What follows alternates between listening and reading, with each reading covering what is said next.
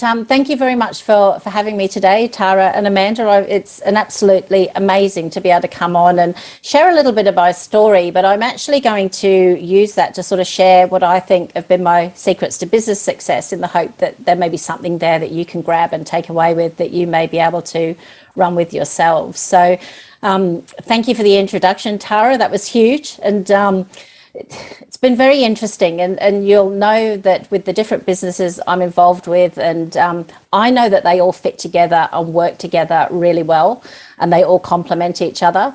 But I am in that branding process of, people look at me and say, what are you doing now? Where are you at? And so it's quite interesting as I move into a whole new realm, I guess, as I pull it all together and move forward. So as Tara mentioned, essentially my background is all about travel and events. So I started out as a travel agent in Caloundra on the Sunshine Coast, took out a major award in the late 90s and decided to move to head office, to Travelland head office in Sydney, which is where I fell into conference and event management. My first task was to deliver their national franchise conference.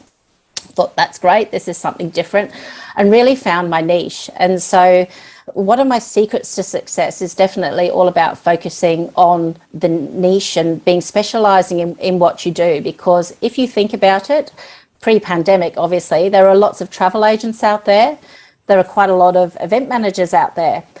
But I don't actually know of many others that are travel and event managers at the same time. And that's been something that's been critical to our success over the past 23 years, is being able to run an event and then actually be able to put that logistical travel side, activities, flights, all that sort of stuff behind it as well. So a great passion of mine is travel and events. I can't see that I'll ever walk away from it, because I am so passionate about it. But on the other side of that is that because of that business and because of some of those awards, and Tara again mentioned that I'm very passionate about reward and recognition, which I am, because I understand how powerful that can be for your business, is to have the courage to put yourself forward, your business forward, staff, if you have them, forward, so that you can enable them to shine, pardon the pun, but put them out there and actually talk about and be proud of what you're achieving and what you're doing, so that it's actually a very smart business, a marketing tool. Now, because of that, that's how Shine actually all came about. So people were asking me, they were watching what I was doing in my business, and people would ask for advice, or have you done this? I want to set up a business, so what do I do? And I loved that. I found another space that I'm really passionate about, which is mentoring women in particular, but also enjoy and love working with guys. I love to have that dynamic where, everyone bounces off each other. And helping people with awards and all that sort of thing. So that led to me thinking, well, hey, I actually think a lot of my drive, purpose, inspiration, innovation, all the things Adele was talking about before, have come from some of those major events that I've put on. I'm so fortunate that I get to be in the conference room listening to amazing speakers from all over the world as part of my job, looking after conferences for other people. And I really wanted to be able to deliver that to others, so people that may not be part of a franchise group, or they don't have that big dollar spend to be able to buy a expensive ticket to an event, but they are very passionate about their learning, development and growing and going forward. So that's how Shine Business came about. It was all about me running events, but actually putting them on for women in business.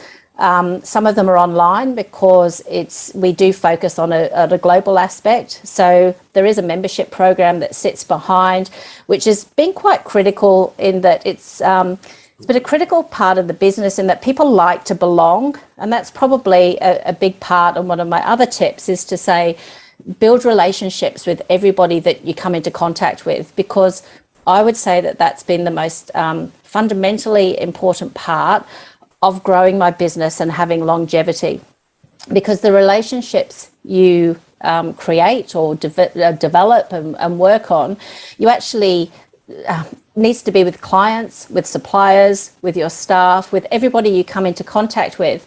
And it's very, very powerful, because you will develop friendships, collaborations, working relationships, it's a lot more than just about going to a networking event. There's a whole sort of strategy behind it, and why it's so important. And again, some people, tend to shy away from that sort of thing, but I honestly would say that has been the fundamental reason, that constant me wanting to build relationships with everyone, working one-on-one, getting to know people. It is so important to help push your business, talk about what you can help to offer other people, and they will usually have something they can offer you, and you can support them in return. So that whole power of collaboration and working with other businesses has certainly been fundamental to me.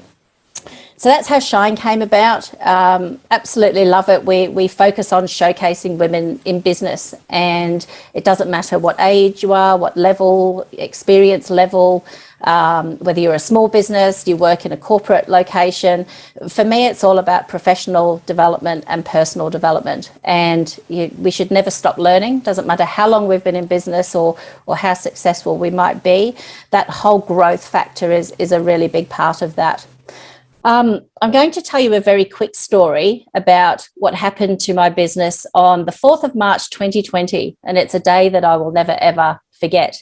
So I was actually running a conference event in Wollongong there were 300 travel agents in the room. And we sat there, and the CEO stood up in front of us, because it's a whole travel buying group, and said, "This is what is going to happen to our industry over the next 2 weeks." And we sat there for 3/4 of an hour, and the room was filled with owners and managers, primarily of travel agencies. You could have heard a pin drop. Everyone, the shock that there's no way this can happen. No, we won't be shutting down. We won't be doing this. There were tears. There was disbelief. And this was the 4th of March. It's a day that I'll never, ever forget. It made such an impact, and I don't think I'll ever forget it. But we came out of that room going, oh my gosh, is this really what's going to happen? And true to form, exactly everything the CEO predicted at the time did happen. Within 2 weeks, we had lost ourselves. I had 44 school groups that were all booked to travel overseas, many of them to STEM competitions in the USA and Canada, and rugby tours that were heading over to Europe, gone. So we went from early 2020 thinking this is going to be our best year ever. We were laughing, everything was great, this is terrific, to absolutely zero. And it all happened within a 2 to 3 week span. Now, essentially, the whole travel side of the business has been exactly that since March 2020. We're coming up to being nearly 2 years, or well over 18 months, which is huge. So me being me, it was, well, what can we do? Events, we obviously turned into an e-platform very quickly, online platform.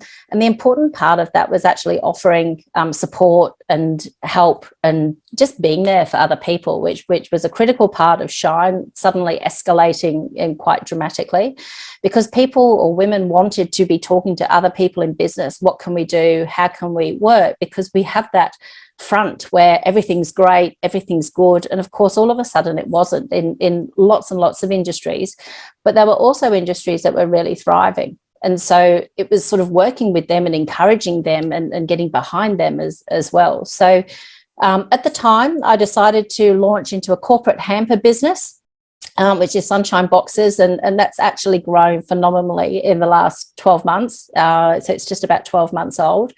And the whole aim of that was to support local businesses and get behind supporting our local producers. It opened me up to a whole realm of people I didn't even know existed, and a whole range of new relationships, which was great.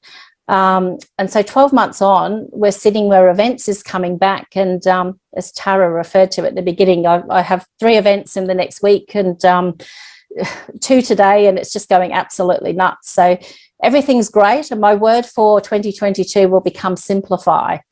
So what I do, and I know I have to wrap up soon, but I guess I want to leave you with, and I will be back later on the panel. So if anyone has any questions, because I know time is short now, please don't hesitate to reach out. But That whole relationship building, but also having a big picture focus. So as you can see, our business has evolved quite significantly. We've never been afraid to be at the forefront and doing something different. We did have 3 street front travel centres, which we'd had for 12 years. And I think it's 9 years ago now, I decided to close the doors and work out of a home office because we were on the road doing events and conferences, traveling all over Australia and around the world delivering these, and we really didn't need that street front presence. Now, at the time, I'm sure lots of you know people in travel, lots of travel agents work from home. That's actually almost becoming the norm. But at the time, it was a massive, massive mindset shift because we were at the forefront of that, is walking away from that bricks and mortar presence. It was a massive decision. I decided to give it a shot and give it 12 months, and 9 years on, I've never looked back. With travel, we're still sitting there, and with events, and we'll come back when that all starts to thrive. But it was, how can we do things differently? What can we work on? And we could see a need that not only supported small businesses with sunshine boxes, but it also enabled us to fill a need where people, we live on the Sunshine Coast and bring a lot of people here for major events, and it's primarily apartment style or Airbnb style accommodation without restaurants and cafes attached.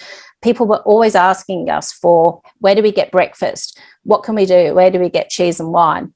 And essentially that's how the idea for Sunshine Boxes came about. So as I say, behind the scenes, it all fits together, but it's looking for opportunity, finding ways to adapt, having a business plan for all of that. So even if, quite a lot of that is in my head right now because it's changing so quickly, but it's always important to have a set of plans, a set of goals, being organised and sort of following that through and keeping on top of everything.